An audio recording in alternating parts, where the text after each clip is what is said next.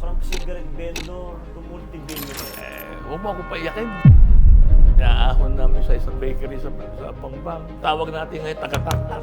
Kaya malakas ako tumalon sa sasakyan ngayon. Nag-umpisa yan sa Blue Beach Sidewalk, panahon ni Lacson, 1950s. Ibig sabihin ng panahon yun, nakakaranas ka ng gutom, hindi makakain. Ang hirap eh. Pinanganak ang hirap. Talagang mahirap eh. Kaya sabi siya, huwag mo akong paiyakin.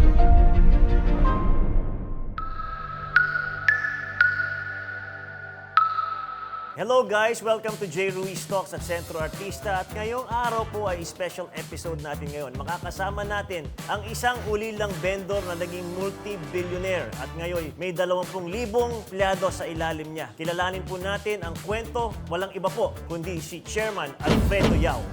Good morning po, Chairman. Good morning. Okay. Sa ngayon po, ilan na po bang kumpanya? Bibilangin ko. Isa-isa po. Ano po? Sesto. Kilala ko, Sesto. Kasi consumer product, mas madali ka makilala. Of course, RC Cola, which own UDMC Hospital, then Summit Hotel, which own Moonbeam Boracay, and one now in Baguio, Real Estate, SMI. Tama ba ako? 20,000 empleyado ngayon yan? Yung mga sa ilalim mo ngayon? More or less. Hindi ko malaman na eksakto. More or less. Pero saan po ba galing si chairman niya? Anong kasaysayan niya? Huwag mo ako paiyakin. Ako dati, galing naman ako sa hirap talaga. When I say hirap, yung hirap talaga, yung kami mag-anak kumakain ng agahan, hindi namin alam kung saan kukunin ang pananghalian. Yun ang hirap na sinasabi ko. Hindi yung hirap na verbal na sinasabi na mahirap kami, yung categorize sa yung sarili mo na mahirap ako. Yung sa akin hirap talaga hirap. Kasi nung mamatay ang ama ko, naulila ako sa ama, 12 anyos lang ako. 6 kami magkakapatid. 12 anyos ka, panganay ako, 6 kami magkakapatid. Ang agwat ko, 1 taon, 2 taon lang. Ang bunso namin, ilang buwan lang na mamatay ang aking ama. Ang nanay ko, Bulacan, napakasipag. Siguro, talagang may pangangailangan. Sidewalk vendor ang mother ko. Nag-umpisa yan sa Blue Beach Sidewalk, panahon ni Lacson, 1950s. Araw-araw, dala-dala mo yung bilao mo. Hindi mo malaman kung kailan darating yung mga re-rating ka, uli ka. Ako naman, nasanay ako doon sa ganung klase na 12 anos, so namatay. Nag-aaral ko elementary sa Caloocan. Parang scholar ka. Scholar na hindi magaling mag-aaral, which I'm doing now. Doon sa eskwelahan ko rin ngayon. Ako marami akong pinag-aaral doon. Dahil naranasan mo, sir. Doon ako galing naranasan ko pa paano. Sabi siya, huwag ako payakin Ibig sabihin ng panahon na yun, nakakaranas ka ng gutom, hindi makakain. Sabi ko, doon ako lang umpisa, 12. Nag-shine ako sa sapatos. At tumutulong ako sa mother ko sa pagtitinda. Oras-oras naman, may oras yan Tinda ng mga bakery product. Inaahon namin sa isang bakery sa Pangbang. Tumutulong ako sa mother ko sa yung cigarette. Yung tawag natin ngayon, tagatak. Kaya malakas ako tumalon sa sasakyan ngayon. May edad na ako. Biyahe ko niyan, Blooming Street, hanggang Monumento, balik hanggang Tayuman, balik. Nakasabit ka sa sasakyan, sigarilyo. Nung bata ako, sanay ako tumalon. Yan doon ako nag-umpisa. Hanggang di ako nakatapos ng pag-aaral ko. Huminto ako nung pagkatapos ko ng high school. 17, naghahanap buhay na ako sarili. Printing ang negosyo ko. 3,000, nakautang lang kaunti pa sa labas. Hulugan ng makina, doon na kami nag-umpisa. Hulugan ng makina na mano-mano. Saka mahusay akong makipag-uusap. Saka talagang mahirap sa umpisa. Hard work talaga. Yung inutang mo, kailan bayaran mo, marunong kang pag sinabi mo magbabayad ako bukas. Yun naman mga nagpapautang sa'yo, hindi naman natakot papautang na. Takot sila, huwag ka magbayad, hindi ka magbayad. Pautangin ka, okay naman sa kanila. Hanap buhay nila. Meron kayo sa salita. Yung karakter mo, kailangan alagaan mo. Ilang payo ko sa mga tao sa kabataan na yun. Ang hirap hirap. Wala kang magagawa doon, pinanganak ang hirap. Talagang mahirap Hindi mo mababago yun. Pero pag-uwi mo, ibuhay mo. Pero ikaw, boss, di ba, alam mo naman, siyempre sobrang hirap yung iba. Kung walang puhunan, ganito ako. Kumbaga, nawawala na ng pag-asa Ikaw, iba yung ginawa mo Lalo ka nag-expose Dapat ka magpursige. Kung wala ka, kung meron, at least pwede ka pa badging pa. Pag wala ka, dapat talaga magpursige ka. Kaya nga hanggang buhay ng tao, may pag-asa. Siyempre, nasa Diyos ang awa niyan you don't forget, somebody there guiding you. Ikaw na bahala sa sarili mo, di ba? Hindi ka naman pwede akayin yung pirme. Kailan may sarili ka rin kayo sa sarili mo. So, ikaw ang tumayong padre de pamilya. Nung Yeah. namatay ang tatay Ako, mo. parang tumayo na padre pamilya. Kaya ako lang hindi nakatapos. Mga kapatid ko nakatapos lahat. Yung bunso ko namin na namatay ang father ko, ilang buwan lang, doktora ngayon. Siya ngayon na namamahala sa UDMC, hospital. Ilang oras ka nagtatrabaho sa isang araw? Nung mga panahon na yun, Nung panahon na yun, tulog ko siya mga 4-5 oras. titinda ka, lahat ng klase na pagtitinda. Sa lahat ng hanap buhay. Anong klase? Shine, nakapag-shine ako. Cigarette bento, cigarette. Ang sigarilyo, isang piraso, 5. May fighter, pirate, all gold, pure gold, Chelsea. Pero pa, 2-5 ang sigarilyo nung araw eh. Kumikita ka naman, kumita ka ng 3-4 na piso ang araw. Magandang tulong na yun. Pero paano nangyari yun, boss? From cigarette vendor to multi-billionaire. Ay, Ang hirap isipin eh. Pwede ko sabihin napakaswerte ko. Mapapaiyak lang ako. Ano ito Tear of joy, of course. Tears of joy, of course. Tear of joy ito. So, mula, siyempre, nag-printing ka na. Pinangutang ka ng... Umpisa ako sa printing. Oo. Nagte-trade ako, may chemical ako, pinapasok tayo. Mayroon akong, kasi printing yung mga candyhan, biscuit, ganun. After that, ay gumagamit ako ng mga cellophane nung araw. No? Nakahanap ako ng, mabilis ako eh. Nakakita ako mga retaso na cellophane sa US, namamakyaw ko na cellophane sa iyo nung medyo ano na. Umaangat ka na. Oo. Kaya mga customer ko, cigarette company. So, nasa packaging ka, nasa Yeah. Saan mo masasabing nagkaroon ka ng big break, boss? Sa umpisa pa lang may break na ako eh. Di ba? Sa umpisa pa lang magaang eh. Magaang sa akin. Although mahirap, yung parang pinasok ko na negosyo para makapag-umpisa ako, parang tama. Yung printing. Oo, yung printing, tumama. Talaga mahirap, siyempre. Pero kumbaga nakalinya ka. Hindi ka tumitigil. Maano ko eh, pag nakaupo ako, mapag-isip ako. Paano i-sesto pa? Paano mo sinimulan? Let's say, nakilala ko, Sesto. Kaya akong kilala sa Sesto because consumer product, mas madali ka makilala. Ang printing, walang makakakilala sa iyo eh. Pero doon ako nag-umpisa. Ano nga yan? During one of my trips sa labas, di ba, exhibition, nakakita ako ng packaging ng Sesto na sa kanto-kanto lang. Wala sa kanila. Nakakita ko. May pagkakataon siguro ito. Ayun. Mabilis akong, ang dami-dami naka-display na pagtuunan ko ng pansin yung lalagyan ng Sesto. Nung araw, Tetra, di ba? Tetra Pak. Oo, Tetra Pak. Sabi ko ba, maganda ito. Being a packaging man, alam mo na nung araw ng Tetra, bland na bland yung packaging mo. Isang, di ba? May printing ako, marunong ako. Nakakateka. Pero intention ko noon, to serve my customer. Ibigay ko sa, hanap buhay ko printing, makapag-serve ako. Luckily enough siguro, pagdating ko, walang may gusto. So, gumawa ko ng juice para ilagay sa packaging ko. Yun ang Sesto. Ganun ba? Oo. Nung una, gusto mo lang ma-serve yung mga juice na. To serve my printing client. Nung walang may gusto, tayo na ako ng juice. Ay, nung walang may gusto aanin ko yung makina. Naggawa ko ng juice. Ganun ako mag-isip na ano. Nakakailang juice ka dati, boss, at your peak. We have not reached the peak yet. Ganun po sa pero kilala si Esto tinalo niya lahat ng juice drink dahil nga Yeah. mas mura. No, it's a mass-produced product. The margin is not Big. Not big, not good, hindi naman good, not big, but volume. Volume generated business yan. Hanggang ngayon, kasi masa yan pang-masa. Pero malayo yan sa presyo ng mga Tetra Pak, sa ibang mga... Yeah, mas mahal yun. Wala na ako nakita Tetra yata ngayon na juice. Doon mo tinalo sa presyo. Hindi naman masyado. Hindi naman kami nagkakalayo sa presyo. Panalo ko yung packaging, sarili ko, kumikita rin ako konti sa packaging.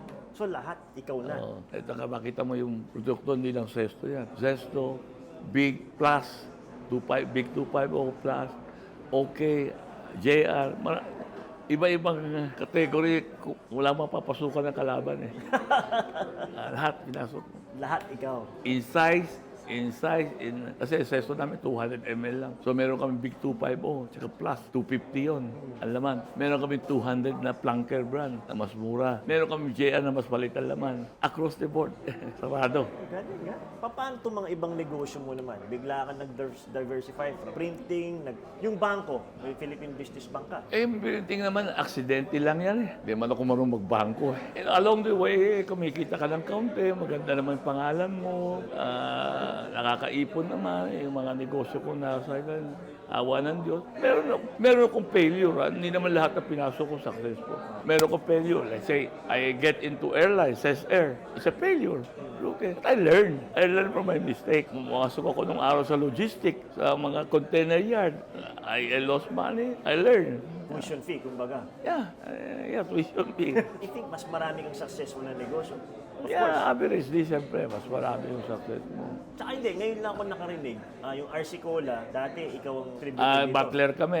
RC Cola is a 20 years company now. We started as a butler ng RC Cola sa Pilipinas. Nabili namin yung international brand sa US. So in RC Cola worldwide now, the brand itself is owned by Philippines. If you go to US now, to sa plant namin, makikita mo yung Philippine flag, at American flag. Buong mundo, Pilipino may-ari. Yep, the brand. Paano mo nagawa yan?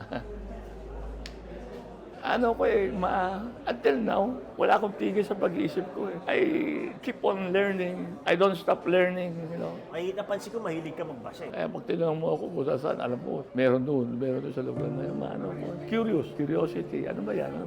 Tapos pinag-aaralan mo. Oo, pinag-aaral. Mabilis yung mata mo, mabilis yung mindset mo. Anong benepisyo ng lumaking mahirap? O may benepisyo ba? Kasi napapansin ko mas may drive eh, yung galing sa mahirap. Siyempre, pag mahirap kami, drive ka. It should be, between life and death yan. May pangangailangan ka eh. Baka marinig ng mga anak ko. Siyempre, kamukha ko, mga anak ko, hindi na gano'n ang drive masyado. Maybe yung drive niya, iba ng klase. Di ba? Ako, drive ko, ito, may pangangailangan. Sila ngayon, hindi naman sumulang pangailangan. Lesser ang pangangailangan, di kamukha ko. Kasi dati, survival mo Survival, yan. The word is Desperado, survival. desperado ka eh. Tama, survival. Talagang kailangan, pag hindi ka magtrabaho, hindi ka kakain. Wala kang kakainin eh. So, survival. Yung anak ko ngayon, iba na yun eh. Was born with a silver spoon. Hindi naman ganun. Yung mga anak ko masisipag din naman. Pero iba yung drive mo. O, iba yun. Yung may pangangailangan ko, iba pangangailangan na nila. Siguro, yun na rin siguro ang benepisyo na galing, natikman yung Ayan. nagutom minsan sa buhay. That's why kanina naluluha ako, naiyak ako every time na pinag-uusapan ng buhay ko. Naiyak ako. Bakit? It's a tear of joy na narating ko. Nagtagumpay ka. Hindi ko masasabi, hindi pa naman tapos yung buhay ko, kaya hindi ko alam. Lagi ko ito pinagsasabihin ng mga anak ko, Pilipin, ang paa niyo nakatungtong sa lupa, huwag lalaki maulo niyo. Maraming taong mahihirap na nakikinig sa storya mo ngayon, boss. Anong pwede mong sabihin sa kanila? Hindi problema ang hirap. Pinanganak tayong mahirap, wala tayong magagawa. Hindi naman katapusan buhay yung mahirap ka. Mahirap ako, anong gagawin mo? Uupo ka na lang. You have to think. You have to wait. Isip ka. Of course, pag mahirap ka, gusto maghanap buhay. Ang dalahin mo, doble, triple ng mga may puhunan, mas mahirap ka na eh. Kaya mahirap ka. So, doble mo trabaho mo. Di ba? Ngayon, wala kang puhunan. You build up your credibility. You know? So, mahirap yan. You earn that. Hindi binibigay ng libre yung credibility eh. Kaya nga, paghirapan mo yan bago ka pagkatiwalaan ng tao, pakita mo na pwede kang pagkatiwalaan. Hindi ka mukha ng may puhunan ka, given ka agad immediately. Now, after that, kung may puhunan ka at nagluko ka rin, masisira din. Ikaw naman mahirap, hindi naman katapusan ng buhay mo yun. You know, pag na-build up ko naman yun, like what I did. Wala akong winalanghiya na tao. Put it the word like that. Wala akong winalanghiya na tao. Kung ano man na iipon ko ngayon, ano man ang meron ako ngayon, pinaghirapan ko. Wala akong masasabing na nilokong tao na winaldas ko yung pera niya o ano man ang ginawa ko sa nagtiwala na hindi ko binayaran utang ko. Wala. So, earn it. That's why, yun ang sinasabi. Kaya ako kumisa naluluha because of that. You made it. That's for sure. Pero boss, tignan mo lahat na lang na challenges o hamon sa buhay nasa iyo, pinagdaanan mo eh. Yung bang sa mga tao na naman kasi dito kasi sa Pilipinas, masyadong binibigyang importansya yung diploma. Minsan, hindi mo naman kailangan ng diploma para umasenso eh, pagtagumpay. Isa naman. ka patunay. Hindi naman. Walang kapalit yung meron kang formal na pag-aaral learning. Wala kang kapalit doon kasi mas madali sa'yo. Ng buhay mo na pag di ka pag-aral, wala ka ng pag-asa. Hindi naman ganun. Just a matter of time lang yan eh. Nag-aaral sila 4 na taon. Ikaw naman, experience mo 8 taon. Parang 4 na taon na formal education na yun. At the end of the day, magkikita kayo. Diba? Kamukha, nagkukwenta tayo. Ngayon, may calculator na madali na. Siguro sa kanila, 2 plus 2, 4, madali. Ikaw 2 plus, ano ba ito? 1, 2, 3, 4. 4. Di pa na, may time. maybe 5 minuto bago malaman yung 2x2, 4 pala. Sa kanila, immediately meron na. O kaya, if you're computing yung return mo, ROI mo, sa kanila may formulation niya, madali. Ikaw naman wala ka, long hand. Di ba?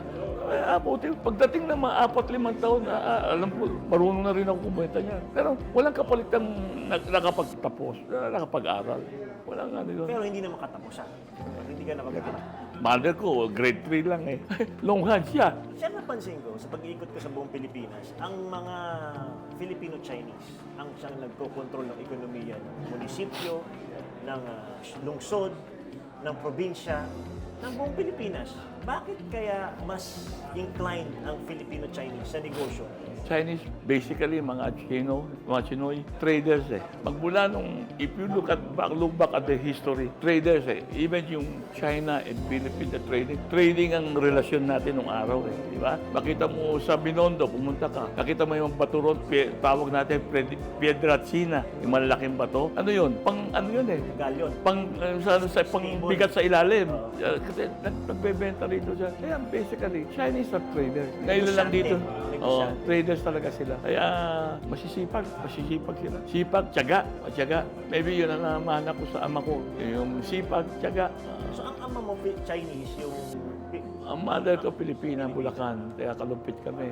Mother ko, galing sa China. So, bistiso ko. Pero you learned how to speak Chinese? I learned it nung elementary. Natira ako ng mga 4 taon sa Binondo.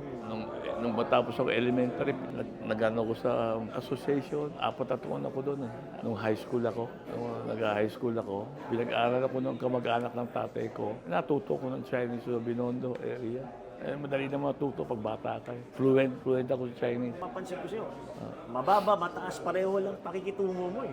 Hindi. Nakagistan ko na eh. Galing ka sa hirap eh. Kasama mo yung mga sa babae. Kaya alam ko yung lingwahe ng mga tao. Alam ko yung lingwahe ng mga sidewalk vendor. Hindi ko alam ko yung ugali nila. Galing ako ron eh. Sa sidewalk vendor, pag sa Blumen, hindi ka magkukutom pumisan eh. Buwan ng mangga. Pag dumaan ka rito, boss, kumuha ka na. Kumuha ka isa. Mangga o milon. Maganda. Minsan, masasabi mo pag sa palengke, mas practical sila. Very practical ang mga tao. Sika nung araw, pagbigay ng mga tao. I don't know now. But really, ang negosyo nung araw, mas maganda chance. Ngayon, talagang competition. Mabigat talaga labanan. Kaya kung minsan naawa ako sa mga bata. Ngayon, nung araw, medyo magaan dalhin. Pero ngayon, boss, yung mga hamon na nakikita mo sa mga kabataan, napapansin ko kasi medyo parang sila gusto nila mabilis makuha eh. Ano nakikita mo? Mga challenges? Wala ka magagawa. Yun ang takbo ng panahon eh. Kasi nakikita nila yung ano nila. At meron ka naman talaga pagkakataon na bigla. Meron yun, hindi sa wala yun. Unlike before, walang ganun eh. Talagang Slowly. slow. Ngayon may peak eh, may spike. Tsamba. O hindi naman tsamba, pero... Merong pagkakataon. Marami dyan. May pagkakataon na, unlike before, wala talagang gradual. Kumbaga talagang kayod, paunti-unti. Kaya makita mo ang karakter ng tao, yung mga may edad. Sorry to say, magaganda yung mga karakter ng mga may edad na kasi galing paunti-unti eh. Hindi yung biglang yaman, kumbaga. Kasi biglang yaman, may tendency yung mga... Meron naman, hindi. Meron biglang yaman, iba yung buhay, eh, di ba? Hindi naman lahat, meron naman marunong. Kung pwede mong i-share yung mga secrets mo sa buhay, boss, na pwedeng gayahin ng mga negosyante at mga kabataan ngayon, ano itong mga ito? Ang akin lang masasabi, yung hirap bilang anak kang mahirap, wala ka naman magagawa doon. Kailangan mag-isip ka ng paraan paano ka makaahon. Ayun, sinasabi na mayroong nagsasabi filme na kung pag nakukumpida ako sa pagsasalita ko. Kasi sinasabi sa'yo, mahirap lang po kami. Kailan nakukwento ka niya, hindi nyo ka ako naintindihan kung ano sabihin ng salitang hirap. Eh. Ako pinanggalingan ko yan. Eh. Kung mahirap ka, you stay na mahirap ka, you have to do on something right. Gawin mo yung doble mo yung trabaho mo, tatlong doble. Di ba? Kung yung may kaya, nagtatrabaho ng 8 oras, gawin mo 20 hours yung trabaho mo. Pangalagaan mo yung pangalan mo. Yan ang puhunan mo. Yan lang mapapayo ko. May kasabihan kami sa Bulacan. Kaya nasa Diyos ang awa, pero nasa tao ang gawa. Kung naawa ka na, hingi ka na awa, pagagalitan ka pa eh. Hindi ka gumagawa eh. Di ba? In short, hindi katapusan ng buhay yung mahirap ka. Ang ngayon ang akin. Ulila ka, hindi ka na po. boss. Tuloy lang. Ano gagawin mo? Di ba? You have to think. Talaga mahirap. Pero ikaw, ehemplo na kayang... Kaya. Successful. Kaya huwag ka lang makakalimot din mo sa itaas para mag-guide ka. Tsaka yung kumpiyansa mo siguro sa sarili mo, mataas din po. So, you have to believe in yourself to be successful. Of course, yeah. Meron ka tiwala sa sarili mo na kaya mo. Kasi parang ako ay pinanganak para entrepreneur eh. Yun ang naging buhay ko, entrepreneur. Kasi wala naman akong formal na pag-aaral. Entrepreneur ako. Ang entrepreneur, risk taker. Pag entrepreneur ka, risk taker ka. Hindi ka pwede maging entrepreneur, hindi risk taker. Na, teka, pag-aralan ko muna ito. Teka, yung teka mo, taon na, teka pa. Kaya, risk taker ka, sige, pasukin ko yan. Daanin ko sa tiyaga, daanin ko sa ganun. Of course, yung risk, huwag naman totally 99% na risk, huwag naman ganun. At least, calculated risk. Alam ba, 60% risk. May pag-asa ka ron. Daanin mo lang sa kaunting sipag, sa kaunting abilidad, sa kaunting isip ka ng innovation doon sa produkto mo. No? Ngayon, sir, nasa rurok ka na ng tagumpay mo, nasa early 80s ka na. Ano naman ang ibinabalik mo ngayon sa lipunan natin? Ako marami ako. Meron akong foundation sa kumpanya namin, AMI Foundation, AMY Foundation. AMY, not only for me kasi lahat ng initial namin magkakapatid, AMI, Alfredo, Antonio, Armando, kaya AMY lahat kami. Kasi yung hanap buhay ko naman, lahat kasosyo ko yung mga kapatid ko, binibigyan ko ng share. So meron ako AMI Foundation. Ang more of education sa akin. I would say not more, but purely for education lang. Siguro, di ako nakapag-aral, yun ang namimiss ko. Kaya marami akong mga scholar. Meron ako may engineer ako, mga accountant, of course. Marami ako. May mga regrets ka ba sa buhay mo? Hindi naman ako nawawala yung regrets eh. May mga gusto ko magtayo ng eskwelahan eh. Too late. Maybe you can say regret. Too late. Medyo may edad na tayo. Pero may Tinutulungan ko yung pinagtapusan ko na elementary at high school. Marami akong pinag-aaral doon. In fact, lately, I just donate something to yung mga elementary school ko. At Caloocan. Marami akong scholar doon. Sir, how would you like to be remembered? By your employees, by your family, by your friends, by the Filipino people? Well, I cannot think of a word, I cannot think of somebody na maiwanan ko sa mga tao ko. Ako, matatanong mo sa mga tao ko yan eh. Lahat ng kumpanya ko, tawag namin kapamilya. I treat them like a family. And when they do that, they also treat you as a father, as a family also. Malasakit. Ako tingin ko sa kapamilya. Hindi ako yung tao ka sinusoldo kita tapos na. Kasi sa interview ko sa akin, I don't know kung pwede i-mention. Sa ilang taong kong pagkakakilala sa kanya sa bank side, hindi niya ginagamit ang utak sa hanap buhay. Puso ang ginagamit niya. Pagtrato niya sa mga tao, kung iba yun, sinusoldo kita, tapos na tayo. Nagkasakit ka, bahala ka. Siyempre, ito ginagagamit, puso. Nagkasakit akong COVID, ayun, nurse ko, andyan pa. Hindi ko paano tatlo, andyan pa, yan. Weakness mo ba yun o strength? Pag ginamit mo ang puso mo? It's a weakness. It's a weakness in a way. But kung nakayanan mo, nakalagpas ka, parang parang you did something. Masarap siya. Mas may meaning, mas may kabuluhan. One of our company, listed company, yung CFO namin, cancer. Meron ka naman insurance. Hindi ko naman insurance. 2 milyon. Pagpa-kaya mo, galing sa akin, di galing sa akin. That's pretty ako. Siguro blessed ka na, boss, ng Panginoon. Marami rin akong kilalang negosyante na dahil sa pagbibigay mo ng pautang sa kanila, lumaki sila. Ganun ba? Marami, boss. Hindi ko alam. Nandiyan si Nelson Tongching, si Wilbert Lee. Okay. Malaki ang utang na loob nila sa'yo. Ganun ba? Dahil binigyan mo sila ng pagkakataon na lumaki ang kanilang mga negosyo. Tama ka, puso nga ang ginamit mo. Puso ginagawa.